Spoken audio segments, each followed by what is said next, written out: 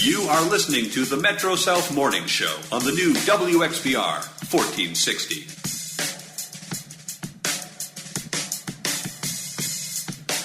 .38 here on AM 1460, the new WXPR. You are listening to the Metro South Morning Show, PM in the AM. Peter Czymbor and Mike Paiva here with you on this Wednesday morning. Remember, you can follow along with our program on Twitter. At PM in the AM Boston is our Twitter handle. You can also like us on Facebook, PM in the AM, the Metro South Morning Show. And the best place to hear archived interviews and segments from this particular program is our official YouTube channel at youtube.com/PM in the AM Boston. Mike, day before July 4th. I love how you respond without your microphone on, Mike. That was professional. Well, nobody would know. So it was professional of me to call you out on it. Yeah. There we go. So I guess I was in the wrong and you were in the right. You made a simple mistake, where I was just being a jerk. Yeah, you just called me out on it. That's all right. Oh, well. Joining us live in studio right now is a man who is a columnist for the Brockton Enterprise. His column appears in the Enterprise each and every Monday morning. He's also the principal at Southeastern Regional Vocational Technical High School. He also was the very first guest ever on our show. More or less because we got hired on a Friday, started on a Monday, and who else was going to come on our show on that short of notice but Dave Wheeler. Dave, good morning. Good morning. Dave, is this your third appearance on our program? I think it is. Nice. Maybe it's his fourth. I've lost count at this point. I'm a regular now. Who's appeared more on the show? Me and the Democratic Cowboy. And you both stand for truth, justice, and the American way. Dave, EnterpriseNews.com columnist, also appears in the Enterprise hard copy. But one thing that you and I have talked about off the air before is I'm a big fan of the version of your column that appears at EnterpriseNews.com because you do something that I have not seen too many columnists do, particularly ones who work for mainstream news publications such as the Enterprise.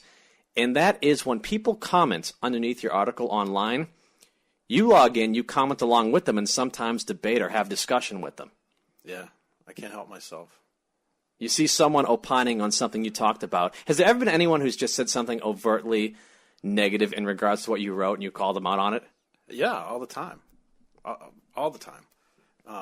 Some of them are ridiculous. You know, there's a few of them out there that, you know, are just trying to cause trouble. But ones that put up false information or don't do their homework, I can't stand that. I mean, people spout off about, you know, an issue that they don't know anything about.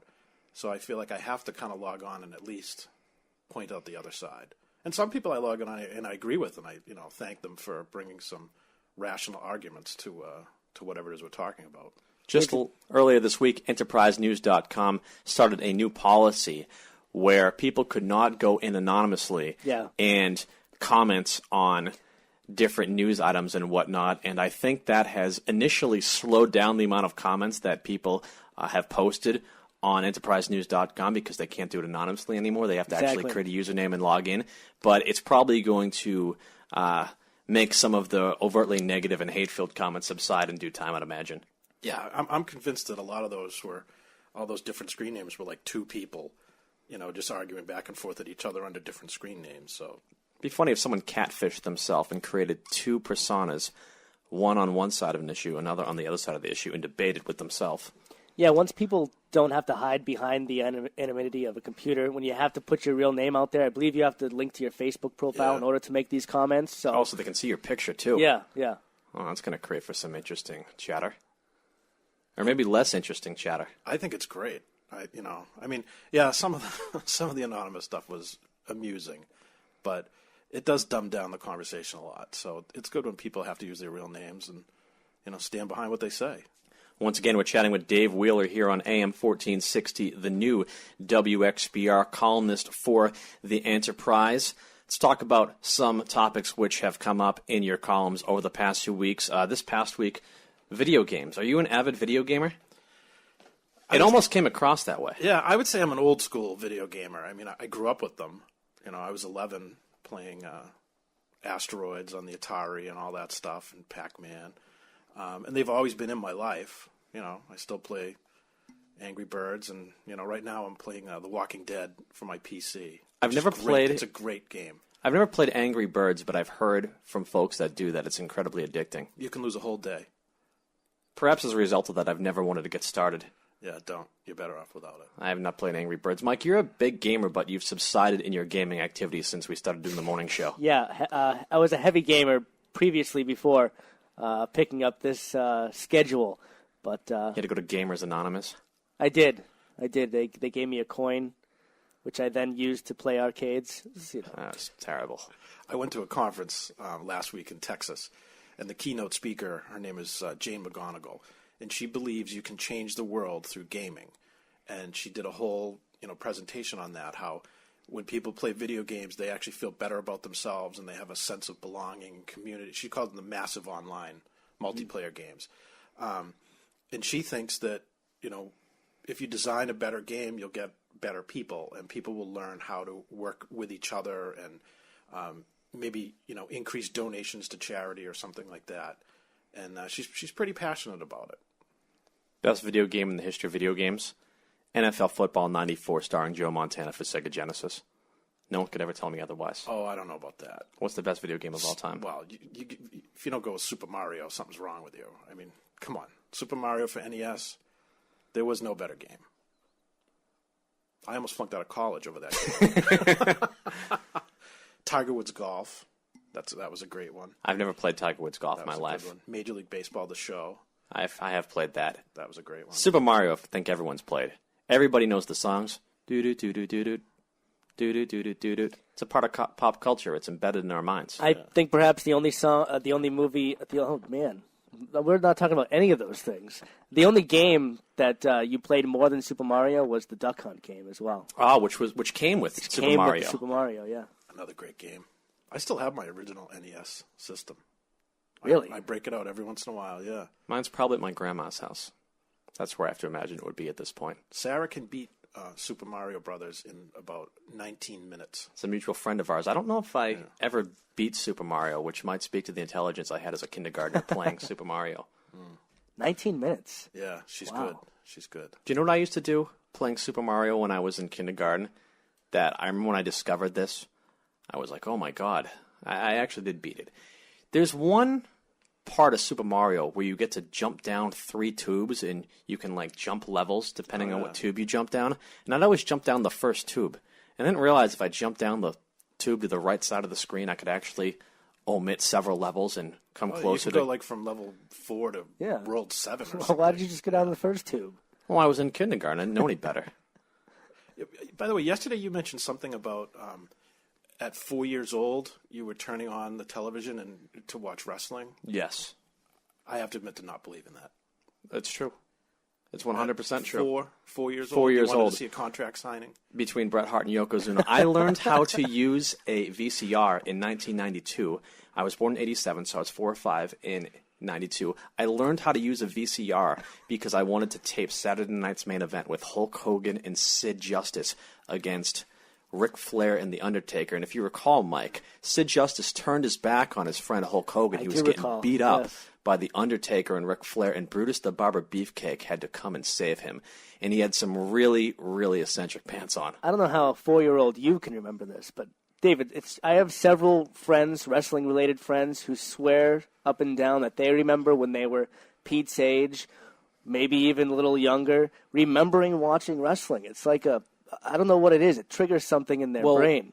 And at such a young age. I remember this vividly because my dad went to sleep and he said, Pete, you hit this record button and you see the little circle. That's when you know it's recording, because I wanted to tape such a magnificent event. Hulk Hogan never wrestled on free TV, people forget. He was always wrestling on pay-per-view. You don't get pay-per-views when you're 4 years old. I don't get pay-per-views now, but except for boxing. And I wanted to see Hulk Hogan wrestle, so I recorded it so I could watch it over and over again. And then once it was over, and my parents had gone to sleep, they gave me blankets and pillows. I was on the couch and I was watching it. Oh, this was a whole night for you. It was a whole night, and then and then after Saturday Night's Main Event, there was a show called Stand Up Spotlight, hosted by Bobby Collins, and I learned a few bad words that night too. Wow, it was a great night. I was 4 years old. I had a Hulkamania shirt when I was a kid. As did I. Yeah, I had the Hulk Hogan workout set with the headband and the hand grip things. Wow, you're hardcore. Oh, yeah, I was hardcore Hulk Hogan when I was 4 or 5 years old. I was a real American, Dave. I met him, you know. Did you really? Yeah. He's about 7 feet tall. He's a large man. Yeah, and he has that leathery skin from too much tanning. He once claimed that he has never tanned in his life, that he gets his aura from his skin because he is part Panamanian. I tend not to believe him. No. It's a lie. He's lying. Hogan lies about a lot of things. There was a whole article that appeared on some website one time about the various myths about Hulk Hogan that he has portrayed over the years that just aren't true. I'd even throw his supposed life-saving by Ali there. Yeah, I don't daughter think, of Ali. I think that was a nice anecdote to start off a book that he was trying to sell. You ever hear this one? No. Hulk Hogan, the first chapter of his autobiography called My Life Outside the Ring, which I bought for like $1.99 when some bookstore was going out of business. I bought that, Sugar Ray Robinson's biography, James Brown's biography, and a whole bunch of other crap when the store was going out of business. I bought like 10 books for $20. These are some quality people you look up to here. Yeah, absolutely. The last book I purchased, I mentioned this last time you were on the air, I bought the autobiography of Rex Brown, the bass player for Pantera. That was the last book I read. Prior to that, I read Arnold Schwarzenegger's autobiography. The bass player from Pantera has an autobiography, huh? Yes, he does. It's fantastic. Oh. I don't really read fiction, by the way. I could tell. Yeah, I'm strictly a nonfiction kind of guy. And what was I getting at? Oh, yes, this Hulk Hogan autobiography starts off with him talking about how when he was going through his divorce and when his son was going through his ordeal after crashing his car and leaving one of his best friends, more or less a vegetable for the rest of their life, Hulk Hogan was feeling so depressed that he put a gun in his mouth and was about to pull the trigger. But then a cell phone rang, and it was Layla Ali, and he decided to take the gun out. And he did not commit suicide because of that timely phone call from Muhammad Ali's daughter, who he was a co-host on American Weddings with. Your dramatic retelling of this is really good, too. Well, I mean, we almost lost the Hulkster. If it wasn't for Layla Ali, she is a real American. Were you really upset when he turned bad? Did that bother you?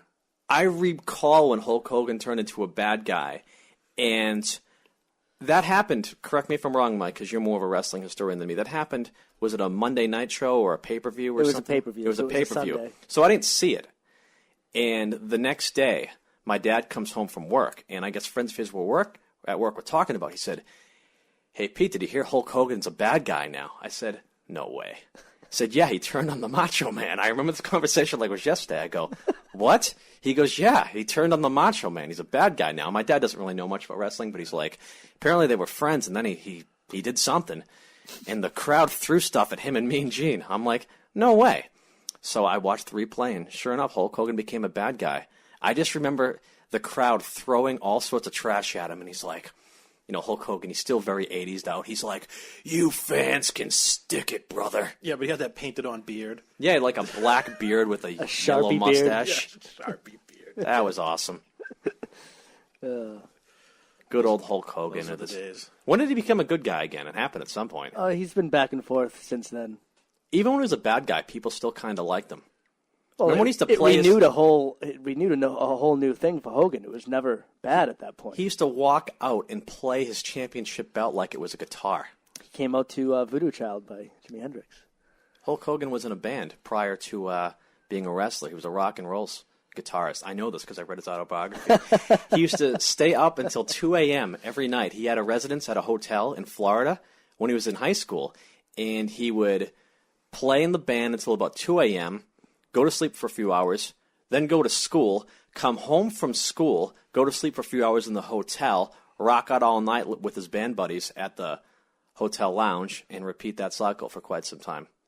Yeah, Hogan wanted to be in a band instead of being a wrestler. He also claimed that Andre the Giant was 700 pounds the night that he body slammed him, which I don't know if he was that big. Andre mysteriously gains 100 pounds every time he tells this story, and Andre dies closer to that date every single time. It's not the case, but he's a showman. Hulk's a showman. He's an entertainer. Yeah.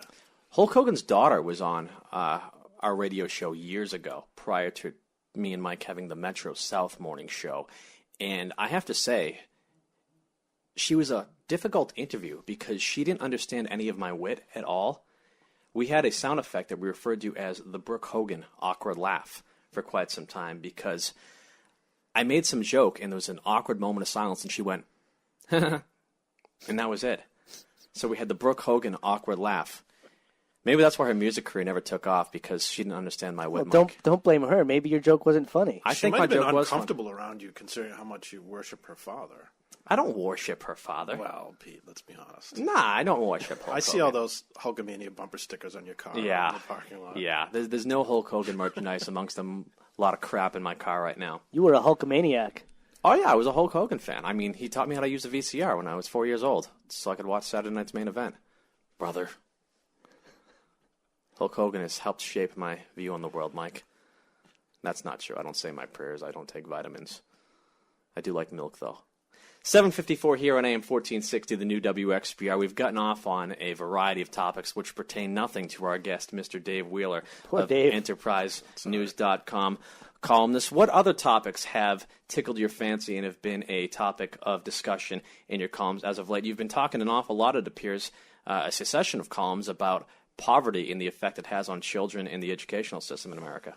Yeah, I think it's one of the great overlooked kind of crimes of our age, where, we spend all this time, how are the kids doing? Are they proficient? Are they advanced in MCAS? And we never really look at how they're doing in the rest of their lives and how that impacts school. And when you look at it, there's a low income achievement gap, and the kids from wealthier families do better in school, period. And we need to do something about that. A lot of it has to do with they're not read to as children. Their parents are probably working 2 jobs to try to make ends meet. So you have that. They don't have structured time at home to do homework and things of that nature. Nutrition issues. There's domestic violence issues in the home, and it kind of bothers me that we don't really talk about that a lot. In the first column that I did on it, I was shocked at the comments and how ignorant people are to what poverty is. One poster kept putting up there, "Oh, these kids say they're poor and they all have iPhones." That's not true. They don't all have iPhones, and that's that one comment made me so mad that 2 other columns kind of came out about through that. And then the third one, again, a commenter suggesting, well, what are your ideas for solutions? And I put some ideas out there, and then of course you get the old, how are we going to pay for that? I can't want my taxes to go up again.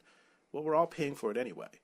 It's just, I'd rather pay up front and try to really eradicate poverty than tolerate it and pay for it down the road when people commit crimes and do all these other things that don't contribute to our society. I don't know if this really still exists, but I do remember growing up in Brockton. You always had that one kid who gets the free lunch. They get food baskets delivered to their family around Thanksgiving time. Yet they'd always have every new video game system, and they'd have a nice new pair of kicks on. You were like, how do they do it? And that's probably an experience that one commenter had, and maybe exaggerated upon seeing someone like that. No, and that's legitimate. It's legitimate to look at that and say, okay, something's wrong with this picture. We're giving these people food and money, and yet they're ending up with all these luxuries. Something's wrong there. That's the minority. That's a very small minority. It's not fun being poor. It's not fun being on food stamps or, having to, go to free and reduced lunch. None of those things are fun. And so we should, try to remember that. And I agree, we don't want to become an entitlement nation. That's not a good thing for us. But you also have to take care of the people at the lower end of the spectrum too, because that's what America is all about. On the day before the 4th of July, that's what America's all about, says Dave Wheeler. Isn't it? I mean, stronger together, united we stand. Divided we fall. Don't ask what your country can do for you. Ask what you could do for your country. 7:57 here on AM 1460, the new WXBR. You're listening to the Metro South Morning Show. Peter Czymbor and Mike Paiva here with you on this Wednesday morning. Dave Wheeler is feverishly getting texts in studio from people opining on what we're talking about, saying, who's that moron? That would be me. Thank you. No, they would never say that about you, Peter. Good. I'm glad. No. I'll find out who they are because they can't be anonymous anymore. I like that. I'd just like to give a quick visual of there's 3 of us here talking on the radio, and all 3 of us are on our cell phones. and you and Mike are also on laptops. Well, our laptops, we have the Twitter feed going. We also pull a lot of information for the laptops throughout the morning. It's a necessity doing Radio Circa 2013. Yeah, this is you guys are plugged in. Just got to do it. 7:58 here on AM 1460, the new WXBR. Dave, you going to stick around with us? Absolutely. We're going to Step aside for a local news update that Mike Paiva is going to bring us in just a moment. When we return on the other side, more with Enterprise News columnist Dave Wheeler, also the principal of Southeastern Regional Vocational Technical High School. You're listening to the Metro South Morning Show, PM in the AM. Stick with us.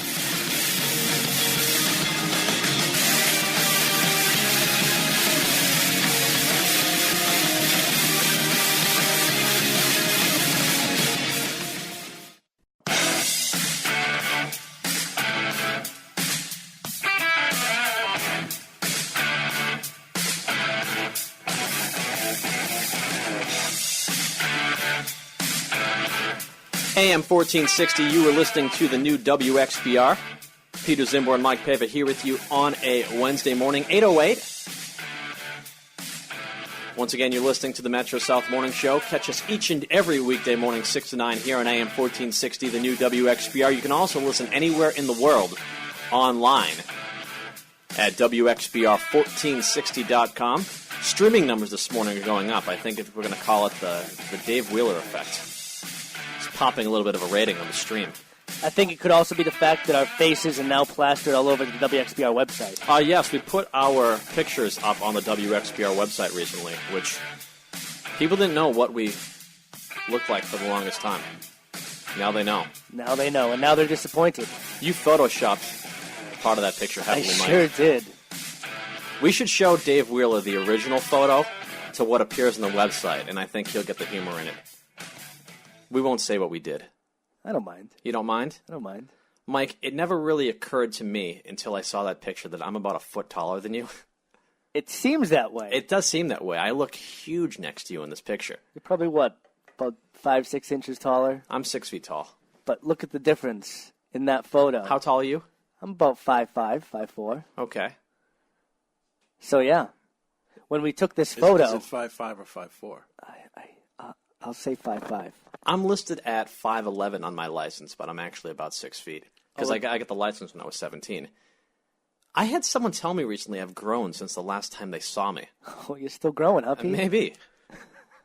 I thought you had old man pants on when I first saw you this morning when I came walking in. Then I realized you said you didn't have a belt. This morning I was you running around my home. Up to your nipples.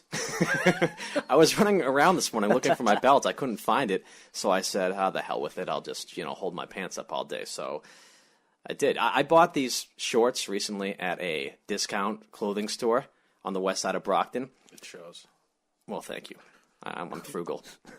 So I said to myself, I'm like a 32, 33, depending on the brand, waist size. I'm getting very personal this morning. And didn't have any 32s or 33s. So I found, these are either 34 or 36, I can't remember. I'm not going to check right now. I found these. I said, whatever, I'll just buy these. They're like $5 and I'll wear a belt with them. So this morning I put my pants on. There goes that plan. Yeah. And I can't find my belt. And all of a sudden I'm looking at the clock. I'm like, I got to get to work. So I said, the hell with it. I grabbed all my stuff. Walked out of the house holding my pants up via my finger through my belt loop and carrying my laptop and my notepad and my... And his cane. And my cane. And I made it to work in time, but beltless. So I'll have to search that when I get home. Oh, well. AM 1460, the new WXBR, Brockton's only licensed radio station. Did you know that, Dave? No, I didn't know that. We're Brockton's only licensed radio station. There's an unlicensed one? Oh, there's more than one. Really? Oh, yeah. I didn't know. I thought that was illegal. It is. Oh. Yeah. All right. The only time they ever really enforce that, I've noticed, Mike, is when the radio signals interfere with the airplane communication system at Logan. Other than that, the FCC and local law enforcement officials seem to let that go. That would be a good reason. That would be a good reason to shut that down imminently. Yeah. But besides that, there was us, there was is it MSX or SMX? WMSX, yes. They have left and gone to Dedham. So it's just us remaining. They're currently silent until they reemerge at some point. I'm glad you guys are here. Well, thank you, Dave. We appreciate that. Are we doing a good job keeping it local for you? You're doing a great job. Thank you. I appreciate that. Because we've had some people say we're not local enough. And really? Yeah, it's happened. The world is much smaller now. So local, celebrities and things like that talk about national things. So I would expect that you would do that. national news with a kind of a local flavor to it. That's what we have been doing. I think it's great. Well, thank you. Two guys in your 20s. I'm assuming you're in your 20s. I am, Mike. I'll take that. Awesome. I think Mike just turned the corner. Oh, really? What are you, 30 now? Let's turn the corner on this conversation. All right, we'll turn the corner on this conversation. Hey, man, I'm going to be 44 on Friday. So. Well, you don't look it, Dave. Yeah, thanks. I feel it. Born one day after America. Yeah. Mike and I had a discussion to kick off the show this morning that on the eve of July 4th, Uncle Sam should come and visit kids' houses and deliver them freedom. I want to write a children's book about that. The sad thing is that would sell. It would. I don't think it's sad. I think that's a beautiful thing. Well, you're pretty much ripping off Santa Claus, but... Well, so be it. I'm going to do this. Anyone can write a book these days. Hell, you got two. Exactly. Once again, we're chatting with Enterprise columnist Dave Wheeler here on AM 1460, the new WXPR. Dave Wheeler, also the principal at Southeastern Regional Vocational Technical High School, an establishment in which I also work. Mike, you had a question for Dave based on a news item that appeared just a few weeks back in regards to the city of Boston and some very liberal views that they have on providing children with some resources that have not previously been in existence to public school children. I like how you threw the liberal part in there. I think that's a pretty liberal idea. I don't know if that was necessary, but... I think it is. Me and you had a disagreement over this. The fact that the Boston School Committee voted last month to unanimously allow students to be able to get condoms in about half dozen or dozen or so of the schools around the city. I just think an integral part of growing up is going the town over, hoping you see no one you know, and buying a box of condoms at a convenience store. Well, times have changed, my friend. I know. I think it's a great thing. Good for them doing that. You don't think that's going to get? You don't think that could get a little out of control? No, it's already out of control. Explain. Do you think these kids aren't already having sex? Of course No, they are. I know. Of course they are. So it's already out of control. So might as well try to mitigate any problems and I've seen what kids teach them to do the right thing from an earlier age. I've seen how distracted kids can get with prophylactic gloves inside a classroom. You bring condoms in the equation. But that's going to happen anyways. They're not going to be like strewing them about the halls and they're making balloon animals out of them. They're at a that's nurse's. That's what they do with the gloves. Office. Well, I know. Your classroom management might need some help then. Maybe it's more me than the actual gloves. What, you're opposed to this? I just don't know if it's a school's role to provide children with condoms. And you're conservative. You are. And I did notice that little liberal kind of dig thing towards Mike. Throwing that word liberal in there. You're politicizing No. I didn't mean it as a dig. I meant that it is. I feel that this is a very new liberal thing. Who else is doing this really outside of the city of Boston? I'm sure it's probably done the world over. Boston's the first place I've heard of it actually happening. I've heard it discussed in different places, but I've never heard it actually happen. It's been done in other states for a long time. Apparently, Pete, since the mid-'90s, a limited number of Boston's high schools, those that have health centers, could distribute condoms. So it's not something fairly new, but this is going to be more widespread as this if this passes. So let's say you can allow condoms to be distributed freely amongst children at a school. What would be your policy in regards to how you distribute them and how the whole ordeal would take place? How would I do it? Yes. Oh, I'd have to consult the experts on that, but to me it makes sense to you do it through the nurse's office. That's what the nurse is there for. I agree with you. There's some type of responsibility that comes with having to go in the store and buy condoms. So you should have to at least walk into the nurse's office and have a conversation with somebody about this is what I'm thinking about. Yeah, they shouldn't be available on the front desk like candy. Right. And also, too, the parents are able to opt their children out of this if they so choose to be. So there is still some parental guidance in there. I'm really surprised at your reaction, Pete. I just don't know if it's a school's place. Wow. I'm not vehemently opposed where I'm going to be picketing if it happens. I just don't think that it's actually a school's place to provide condoms. And we were talking earlier about not creating a society of entitlement. And this might be somewhat of a stretch, and you can tell me if it is, but condoms cost something. Why should kids get them for free? They should learn that, if you're going to be doing the horizontal hula, guess what? Unwanted pregnancies cost a lot more than condoms, true. Pete. That's a true. lot more. That's true. You know, we have to be realistic about this. But don't the kids need to take some personal responsibility for their personal life? Sure, everyone needs to take more personal responsibility, but, you know, just because that's the ideal doesn't mean that that's what's happening all the time. Maybe I'll change my mind, but my gut instinct was no upon hearing the story. All right, well, That's just we'll where agree it's to at. disagree on that issue. We'll agree to disagree. Yeah. You like when Mike and myself disagree. You think that's the best radio when I think we fight. it's very good radio when you guys disagree. I think it's excellent. The best one was that kid in Texas that yelled at his teacher and she threw him out, and you know, Mike was all fired up like, yeah, give it to the man. Rah, rah. Yeah, and you were like, wait a minute now. There's usually another side to these stories. And I could hear the teacher in you coming out. Could you really? Oh, without a doubt. There's a teacher inside of me now? Oh, well, yes. I'm going to be a third-year teacher next year. Does that frighten you? It should frighten the parents of the children. Teaching. I never anticipated being a teacher, and I became I'm sure one. you didn't. I didn't either. It just kind of happened sometimes. How did it happen for you? What's your path to being principal? Well, actually, that's a little bit untrue. When I was in high school, I had mentioned that I maybe wanted to be a teacher, and my mother yelled at me and said that was not a good job and I'd never make any money at it. So I, kind of went on a different career path, and I always had it in the back of my mind, yeah, I think I'd like to teach. And then I had got rid of my business. I had had a business for a few years, and a friend of mine asked me to come in and speak about it at his college class. He had an entrepreneurship class. And I went in and, did about an hour or so with them, and I really, really liked it. So I started teaching part-time at night, and then I got a full-time job at Bristol Plymouth in Taunton. And after 6 or so years there, I went and worked for the State Department of Education, and then I came to Southeastern as the principal. Did you ever teach at Southeastern prior to being principal, or no? No. The only place I taught high school was Bristol Plymouth. Didn't you own your own business at one point prior to becoming a teacher? I did. I had a line of golf clothing. Hacker golf, look good, play bad. Are you an avid golfer? No, I'm terrible. I was going to say you didn't strike me as a golfer. No, I'm not really a golfer. I don't mind going out and having a good time and hanging out with folks, but I can't, like those really serious golfers, like no talking, when I'm on the tee. I can't do that. That's just not fun to me. It's stressful. You ever blow the air horn at someone while they were trying to putt? No, but I have swung and missed, and almost screwed myself on the ground a couple times.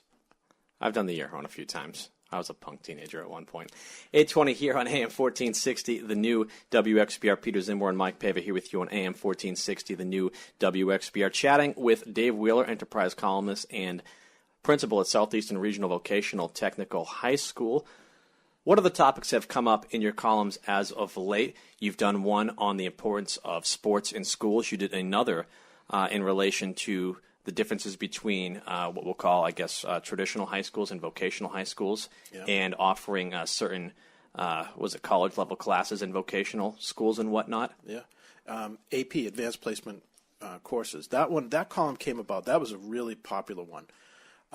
Someone, a non-vocational educator, made a statement that, why do vocational schools teach AP courses? That's maybe not their mission. And that really rubbed me the wrong way. It bothered me. It's like, what, a plumber can't take a literature course if they want? Or, what about engineering and math courses and things like that? So I started looking into the issue, and that was, again, a series of 2 or 3 columns on the importance of high-level academics no matter where you are and what you do. And there was a lot of support for it, So that's really important. And I like to write about Brockton. You're a lifelong Brocktonian? Yeah, I've been here all my life.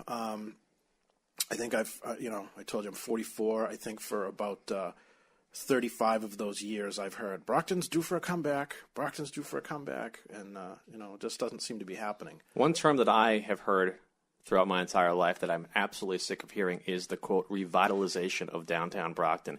And it seems like more often than not, the solution to the, quote-unquote, revitalization of downtown Brockton from many local leaders is that you need to put more shops in downtown Brockton. Whereas I've always said consumers have made the choice to go to the Westgate Mall. They're not going downtown to shop. That makes no sense. It's a failed venture. It continues to fail. And what is the definition of insanity? It's continuing to try the same thing with the same results. You mentioned something, I want to say either in your book or in one of your columns, that one of the best things that could ever happen to downtown Brockton, say, look what happened to Lowell when they got an extension of UMass. That's right.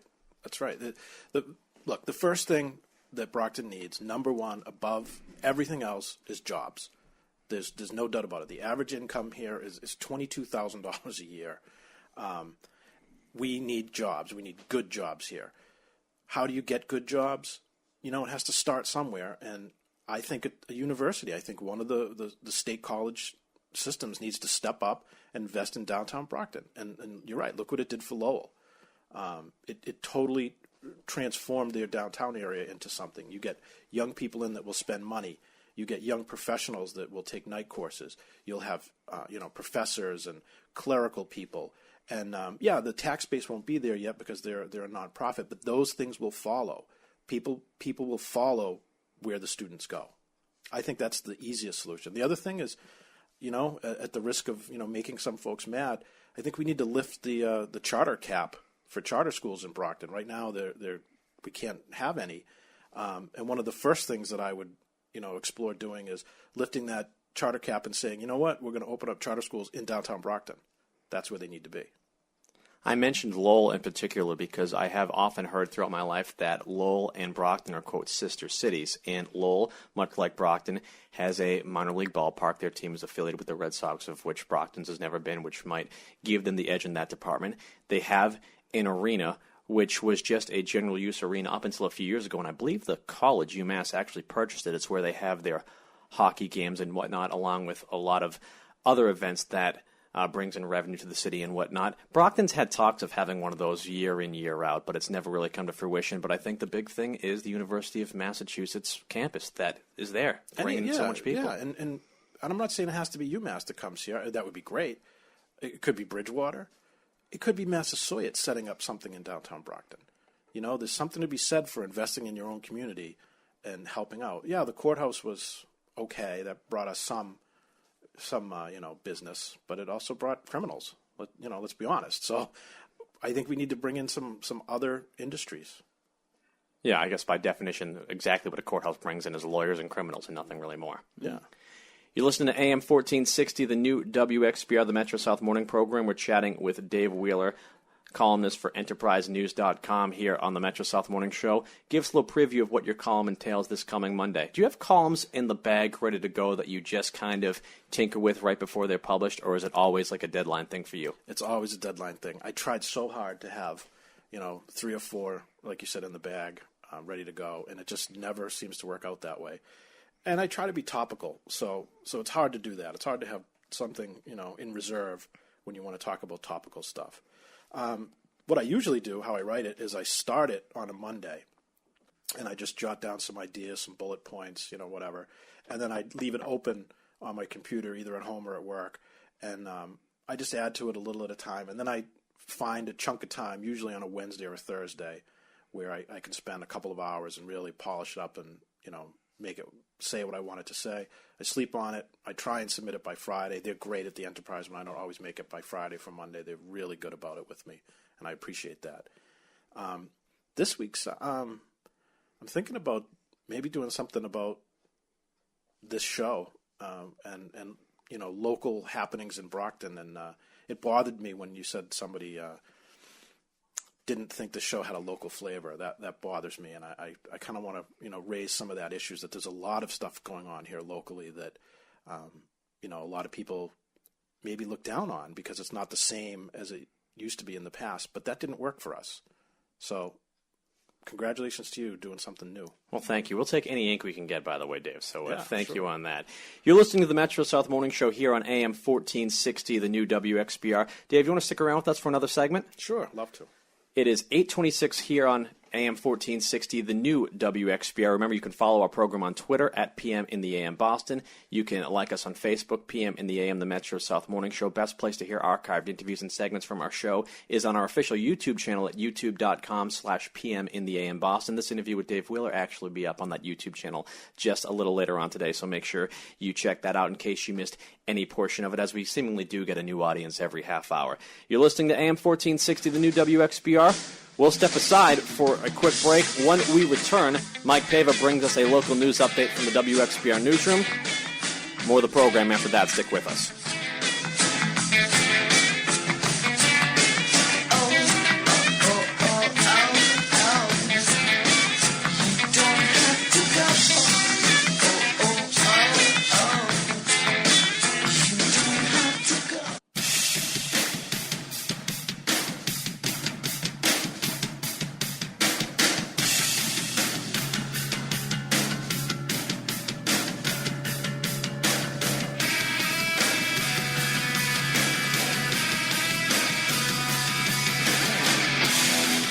AM 1460, the new WXPR. Peter Czymbor and Mike Paiva here with you on a Wednesday morning. It's the Metro South Morning Show, PM in the AM. We're here with you each and every weekday morning, 6 to 9 a.m. However, tomorrow, with it being Independence Day, 4th of July, we'll be off, but no sweat, my pet. We'll essentially be with you all day. Correct, Mike? Yeah, the entire day. You'll be able to listen to the best of the Metro South Morning Show and the best of the Ron Van Dam for your entire Independence Day. Ain't that America? Ain't that America? So stick with us throughout the day here on AM 1460, the new WXPR. And remember, you can listen anywhere in the world at WXPR1460.com. Once again, we're joined in studio by Enterprise News columnist Dave Wheeler, also principal of Southeastern Regional Vocational Technical High School. Dave, prior to that look at local news, we mentioned that you like to deal with a lot of local issues in your Enterprise column, which appears each and every Monday. Any thoughts on the upcoming mayoral election in the city of Brockton and the various elections taking place along with that, Council at Large and the various wards? Yeah, I have a lot of thoughts. First, I think it's great that so many people are in the race. I think this morning the Enterprise was reporting that 15 people are looking for Council at Large. For Council at Large. I think that's, every person that runs brings their network of people that get involved. So, that can only be good for election season. As far as the mayoral race, I'm going to stay neutral at the moment. I'm not overly impressed with much of what I've heard, to be honest with you. I still have yet to hear someone put out a cogent, smart, attainable plan for what we're going to do in Brockton to bring jobs here. That's the first time anyone's ever used the word cogent on our show, for the record. But we have Linda Belzotti, the incumbent, running for mayor, along with challengers Bill Carpenter, Ron Matta, Chris McMillan, and Arnold Greenblatt, and that's 5 right there. So a lot of activity going on. Yeah, a ton. But again, I'm not. I think I can express the frustration of a lot of people. I'm not hearing good ideas. I'm just hearing the same old, same old. I'm for the power plant. I'm against the power plant. I'm for the revitalization of Brockton. Well, who would be against that? But I'm not hearing any, I want to hear someone say... I'm just sick of the term. I'm not against it. Yeah. I want to hear someone say, I'm going to work hard to bring these 3 businesses to downtown Brockton that will in turn hire 300 people each. That's what I want to hear. I want to hear someone say, I'm actively pursuing Walmart, who right now, and I'm no fan of Walmart all the time either, but they have this program where they'll open small grocery stores in mid-sized cities like Brockton. They just want to make sure that you want them. So they ask that you apply to them and say, hey, we have this city that doesn't have a grocery store. Would you be interested in coming here? I bet no one's even, looked into that. And I want to hear a candidate talk about that. Walmart hatred is a little bit overstated at times, I feel. Hey, man, a job is a job. And at this point, if Walmart's willing to come here and bring with them 75 or 100 jobs, that's 75 or 100 more jobs than we had before. Now, you often opine in local politics via your column and different media platforms, including this one. You join us fairly regularly on the Metro South Morning Show. Would you ever consider getting involved politically, as in perhaps running for something? Yes. I think about it a lot. I think about it all the time. On what level? Probably city councilor first, maybe mayor. I think the problem with the mayor position in Brockton is it's a 2-year term. And by the time you get in there, you start doing something, you're already campaigning for the job all over again. I think it needs to go back to a 4-year term without question. And then I think it would be more attractive for not just me, but for people like me who would say, I'm willing to put my career on hold for a little while, as long as I know I can achieve something, get something done. 2 years just isn't enough time, I don't think, to get something done. But to answer your question, have I thought about it? Yeah, I've thought about running for city councilor. I'm still thinking about it. I don't know. You did mention mayor in there. Would you run for city councilor first? Or would you go right for the mayoral seat? I don't know. That's a tough question to answer. Because I have to be evasive on that one. One political strategy which I've seen in recent years in Brockton is running instantly for mayor. And I think a lot of it has to do with Jay Stewart. Jay Stewart did it and nearly did it successfully twice. A guy with no prior political experience within the city came really within inches of defeating James Harrington the first time around, and I think he came even closer the second time around. He did lose both times by a rather slim margin. I think he's inspired a lot of people to jump right for the mayoral seat, where as a voter, sometimes I think it might be better served for people to get their feet wet instantly in a lower seat like city councilor. You know, I'm glad you said that. There's an attitude, and I think Jace broke that mold for Brockton. There's an attitude of pay your dues, pay your dues. Well, you know what? I'm not so sure the system that we have right now is a system I want to pay dues into. Who wants to spend, 10 years climbing the ranks to be mayor when if you have people are alive in the city right now, let's not worry about 10 years from now. Let's worry about right now. And if someone has a better idea right now, I say run. And I'm not exactly saying pay your dues when I talk about someone running for a smaller seat before running for mayor, but this would be a question I guess best asked to Jay Stewart, and he'll be on the Ron Van Dam show later this week, I believe on Friday, if I'm not mistaken, so perhaps we'll ask him then. I'm willing to bet it's probably things that he has learned from being a council at large within the city of Brockton that he would have never known going in, and perhaps it's better served for him to learn as a council at large than a mayor. If you understand what I'm saying. Yeah, you certainly you gain experience, you meet people, your network grows, you find out what doesn't work sometimes, and that's just as important as finding out what does work, no doubt about it. But I'm still a fan of kind of fresh thinking sometimes, and I think it's okay to jump in and go right for the top job. There's schools now that hire teachers right out of the classroom to be superintendents, and it's had mixed results, but in some cases it's had really, really good outcomes. And former WXBR radio personality Bill Carpenter is one of those folks jumping right into the mayoral seat. He's been a school committee member, actually, in the city of Brockton for a few years, so I suppose that counts. But right. He has not been a counselor or anything like that in city government, and he'll be vying for a mayoral seat this fall. So it'll be interesting to see how that all turns out. But you're not running for anything this fall. You won't be amongst the 15 people vying for a council at large seat or a mayoral seat or anything else of that nature. I wouldn't rule it out. What ward do you live in? 5. Who is the city council in Ward 5? I can't think off the top of my head. Dennis DiNapoli. Dennis DiNapoli. Yeah, I wouldn't run. Yeah, I wouldn't run against Dennis. I wouldn't do. He's going to have some opposition this fall, it appears. Yeah, the newspaper reported two people. A woman, I forget her name right now, and Ollie Spears are going up against Dennis. And Ann Beauregard. Right? Ann Beauregard, yes. Who also will be joining Ron Van Dam on Friday morning's program. All right. Who said you guys don't do local stuff? I know. Well, perhaps it was someone in Ward 5, as a matter of fact.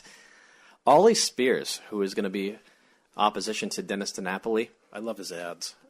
I was just about to mention that. Yeah. I believe he's an insurance salesman, if I'm not mistaken. Yeah. And have you seen him, Mike? Yes, I've seen Ollie, yeah. He's rotund at the least, incredibly large at best, and he's got a billboard where it's just him with his arms spread open, and I forget exactly what it says, but this is a guy that knows how to have fun with his size. He's a big man. He's got a sandwich named after him somewhere, too, doesn't he? Yeah, I was at a meeting the other day, and I'm going to forget the name of the restaurant. It's I can give you the address because they told me it's 610 North Main Street. It just opened up, and they were telling me that Ollie's a good customer of theirs, and they named a sandwich after him. Hey, if you can have a sandwich named after you, perhaps you can be city councilor.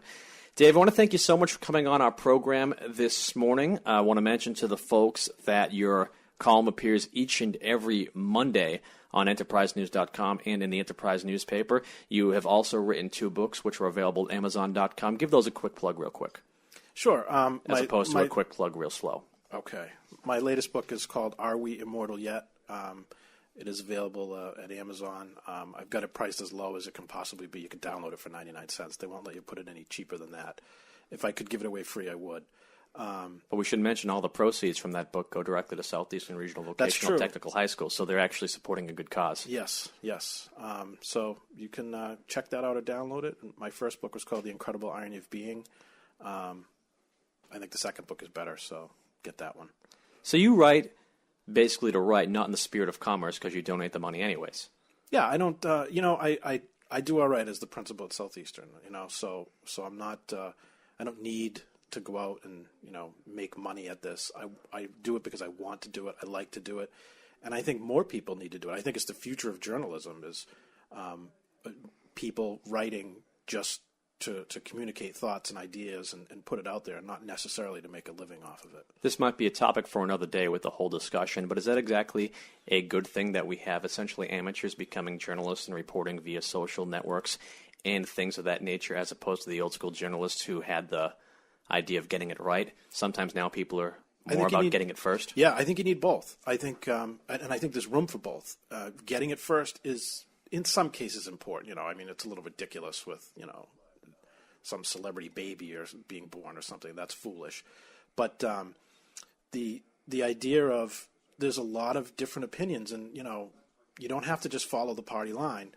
So I look at it this way: I read and consume local news from amateurs, local news from professionals, right up to the New York Times, where that's the newspaper of record that's going to get it right. And I think that between all of that, you become a well-informed citizen. I love how you mentioned New York Times, because New York Times is one of my favorite examples when talking, particularly to students, about what media really is in certain instances. What is the New York Times motto? What is their slogan? America's newspaper of record. There's that, and doesn't it say all the news that's fit to print? Yeah. Is it really all the news that's fit to print? It's all the news that's fit to print in between ads, whereas on the internet you have an unlimited amount of space to get the story right. And I talked about where media is going in that regard. I use that as an example. When I use it's funny, when I use the term newspaper, I'm not even thinking about like actual paper anymore. I'm thinking about the New York Times as an organization, as a global organization. They can do no wrong in my eyes. I think they're just top notch with everything they do, whether it's their video, the blogs they have, the commenters they have, the news that they break. I think they just set the standard for everybody. I saw a political cartoon in a newsroom of a local newspaper, which will remain nameless, though we might know what I'm talking about. And it was a political cartoon of a newsstand. And a guy was holding up a newspaper, and it said, "Print media is not dead." And then the subheadline was in parentheses, "See online for full story." Yeah. Dave, thank you for coming on the program this morning. Thanks for having me. I had a blast.